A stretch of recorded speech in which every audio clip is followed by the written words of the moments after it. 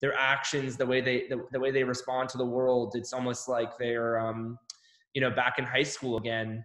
And I thought there was something kind of beautiful about that, and also kind of like also unsettling as well. It's like the fact that your life at age 83 can continue to be as much of a hot mess as it is when you're like 23.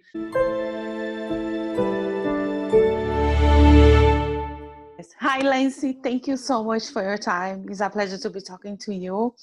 And I really enjoy watching the documentary. I think it was very, it's a different take of the villages. And I never lived, I lived in Florida for 16 years, but I used to live in Miami, Aventura, and they have some communities for the elderly, but not like that one. I never saw something like that one. And I would like to know first, why did you want to do a documentary about the villages? Yeah, I mean, well, like you, I grew up, I spent most of my life near Miami and Aventura and those places as well. I grew up in South Florida. And, honestly, it must have been when I was like 12 years old, I had first heard about the villages. The local newspaper, the Sun Sentinel, sometimes on like slow news days, they'll sort of recirculate news that comes from, from Northern Florida. And I remember there was some article about how the village, there was something about how the villages was a host for all of these crazy kinds of like hedonistic activities from the residents. There was someone that may have been like arrested for having sex in public or something. So when from a very young age, I was like, wow, there's this community where this stuff kind of happens in it. And, over time, I kind of forgot about it. I moved on. I went to college in Boston, and I started making films about people who were kind of more or less choosing to uproot themselves and to live inside of a fantasy. I made a film about a guy who had been living on a cruise ship, a retiree who had been living on a cruise ship as a passenger for 20 years. He just a Royal Caribbean cruise ship. So I was kind of interested in that idea. How, people towards the end of their lives, how do they choose to spend it? Where do they choose to spend it? And I felt like, to me, Florida as a place where I grew up in, I know that for people who didn't grow up in Florida and they moved there, it's kind of, they're kind of looking for an escape of some kind, and it's a fantasy, and there's a lot of things that Florida can kind of offer. So when I saw there was an article that I must have stumbled across 4 years ago that started talking a little bit more about how the villages suddenly had become one of the fastest growing cities in America. It's the largest retirement community in America. I became fascinated. Hundreds of thousands of people were sort of choosing to uproot their lives from the Midwest to basically move into a community that reminded them of their youth. And to me, it was sort of like I was just from an urban experiment, a utopian kind of community. I was just fascinated that there was a place like this that existed, that was so successful, and that reminded me so much of like a community like the Truman Show. It really seems like the Truman Show in real life. So very quickly, I kind of knew I knew I didn't want to make a film that sort of that perpetrated a lot of the myths and the rumors about the sex stuff in the villages. I also knew I wanted to make a film that kind of went beyond partisan politics and wasn't just a film about a bunch of sort of kind of a more derogatory look at folks who live there that may have voted for Trump. I was less interested in making something along those lines. I wanted to make a film that really was about the human struggle and what happens when you kind of live in a place like that, this amazing utopian thing, and then the dream kind of becomes a nightmare, and what happens when you can't leave, and what happens when you're stuck there, and this is sort of the last 10, 15 years of your life where you can actually do something and get off the couch. So those were the things that I was thinking about. And those were, I kind of went in not really knowing what I was going to make, and I came out with a very different sort of film. But as a lot of documentary filmmakers go, I'm certainly one of them. I feel like if you're expecting your film to kind of go a certain way as you enter the project, and you come out of the film, you come out of finishing the film with the exact same idea that you had when you were going into it, the film's probably not going to be very good. So I'm happy that the film kind of took on a lot of different shapes and sizes until it finally got to where it was, which I think is a very good reflection of a lot of the things we were interested in at the time.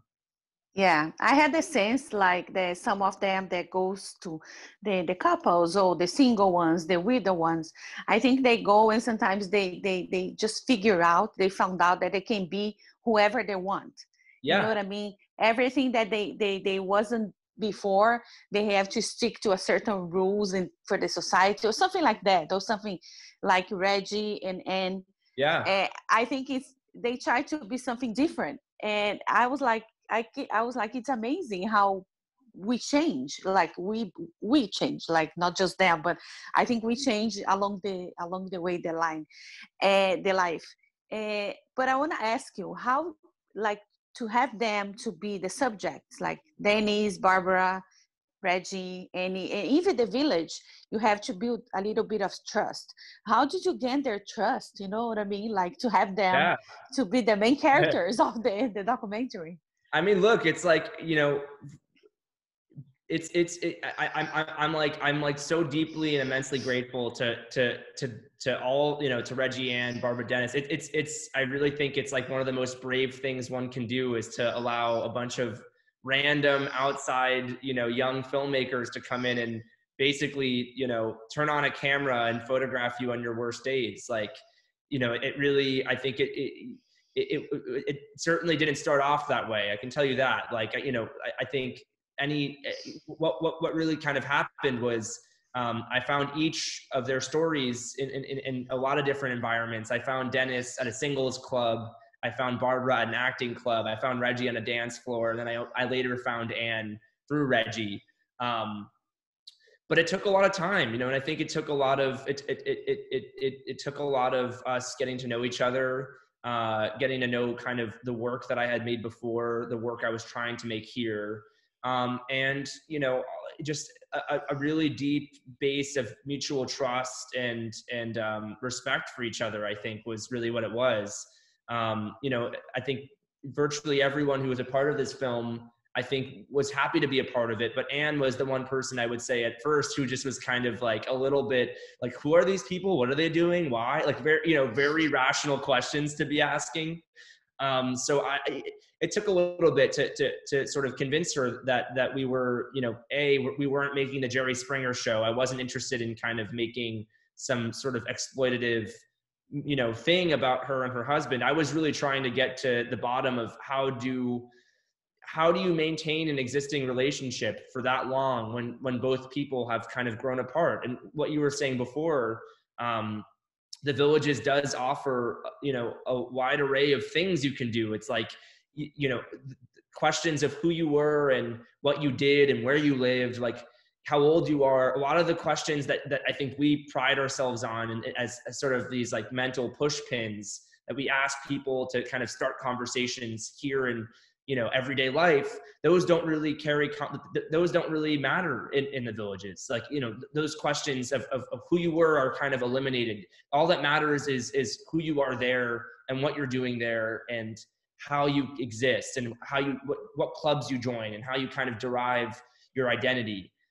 So in Anne and Reggie's case, I think, I wouldn't say all of it is the Villages, but I definitely think being an environment that kind of, prides itself on its residents finding new kind of ways to, new ways to find self-fulfillment.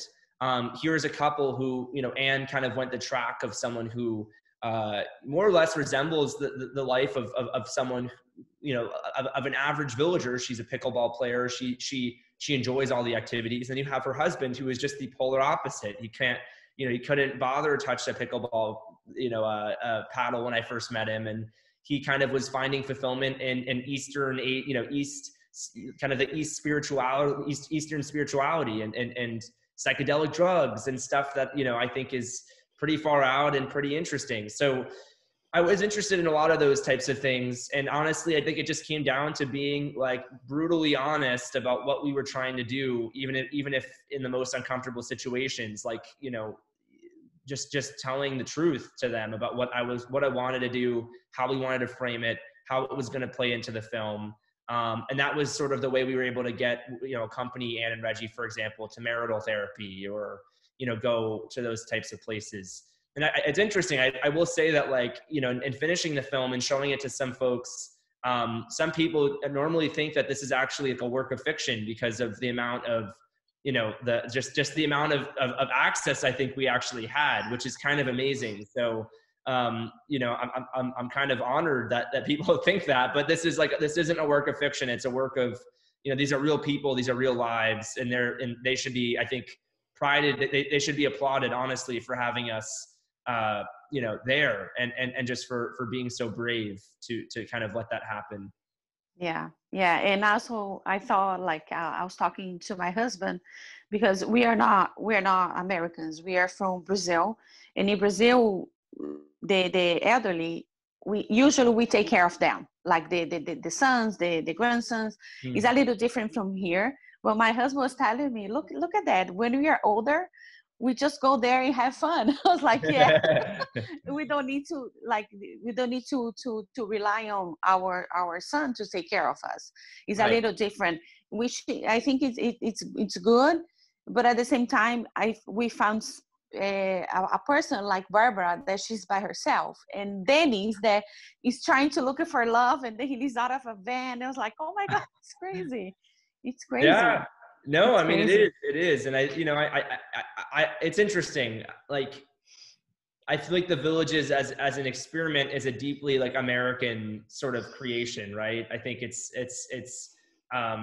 the idea of the American retirement in a way is it's embracing the selfishness of it, right? I think it's like most people who move there, it's like we've put in the time, we've raised our families, we've worked jobs, we never had time to have fun. Why don't we get a time to have fun? That's sort of what it is. Not that there's anything wrong with it, but I definitely think when I look at like Brazil, for example, I'm kind of like, man, I wish that I wish that generationally our society wasn't so segregated. Like, I think because of, I have mixed feelings. Because obviously I think a place like the Villages, if you do exist in the fold there, probably can work quite well for you. But for younger generations, you know, we're kind of, I think both sides are sort of robbed of there's a kind of gulf that a place like the Villages creates between the generational, you know, between generations, which is why I think there's so many stereotypes that my generation has for the elderly. You know, we think of them as boomers or whatever, and we kind of, you know, there's a whole thing on the internet, the okay boomer thing, that's easy to dismiss. The elderly who have probably more conservative views than us, you know, young people do. But you know, maybe it's because I'm a documentary filmmaker. I don't know. I'm always trying to kind of find, you know, even if you're following someone whose views may not, you know, be in kind of, you know, in accordance with yours. I try to find people who aren't. I try to find people who think very differently than I do. So both as a filmmaker and as a person, I can be kind of challenged. Like for someone like Dennis, for example, like I hope I never end up like, you know, the way he is. But also I think, you know, that was kind of an honest sort of dialogue I would have with him, is sort of like, you have no regrets. And to his credit, I really don't think he does. Like, I think he truly, I don't think he would have made any changes to the life he led. And, you know, he continues to lead it now. He's no longer in the Villages, but he's living in a van somewhere outside of the Villages, in Ocala. So it's like, he's 83. I mean, it's crazy. No, it's crazy. And then when there is a part that he says, oh, I always thought that I'm going to live well, play hard, and die poor. I was like, yeah. What's wrong with that? No, I can't die poor. You know what I mean? Like, I think it's a different way of thinking. You know what I mean? Yeah. I just don't know. I think it's crazy the way that he decided to do the way that he's living. And talking about challenge, aside from getting their trust, aside, what was the challenge that you have, like to put this together? I don't know how many hours of footage you had. You know what I mean? The editing is like getting there, like long days, long nights. Oh my gosh, yeah. No, I mean, look, it's like making a film. There's a lot of challenges, and it takes a team of people. Like, this work isn't just solely a creation of mine. I had a very like wonderful team. There's an editor who I worked with, Daniel Garber, who I consider him like a co-author of the film. He really shaped this thing with me. but there were a lot. I mean, while we were shooting the film, there was a lot of challenges as well. I think one of the first challenges was like, how do you make a film in a community of 130,000 people? Like, what could you possibly, it's a place that has there's an endless supply of people who have amazing stories. But what makes those stories, continue over the course of a feature-length film, and how do you do them? How do they thread together? When you're first starting off, you have no clue how this stuff is going to work. So there's a leap of faith that you kind of have to take. I think one of the biggest challenges was, we never gained official permission from the villages to make this film. So when we were making it, we kind of were, shooting it guerrilla style. I would go to locations. Sometimes, the villages, there's a scene where there's a gate greeter who's talking about how anyone can kind of come in. It's like, it's a sort of a weird mix between public and private property. But when we were shooting on private property, we would have, I would sort of set an alarm on my phone, kind of like Mission Impossible style. And I knew that like within probably 20 minutes, we would be kicked out. So we were able to find ways around it, but certainly it was like, it made filming quite difficult in the public spaces, and filming with some of the clubs later on. And then editing wise, yeah, I think like, again, this is really a credit to Dan, my editor, but he and I really tried to figure out what the language of the film was. I think one thing that we wanted to do is we wanted to make a film that folks could engage with, almost like a fiction film. The way you watch it, you kind of forget that you're almost watching a documentary. But how do you do that while also staying, completely grounded and true to your subject stories? So there was a lot of considerations there. And then obviously as well, there was a lot of other stories that we shot. We probably filmed with 30 subjects over the course of the, 3 years off and on that we were making this film.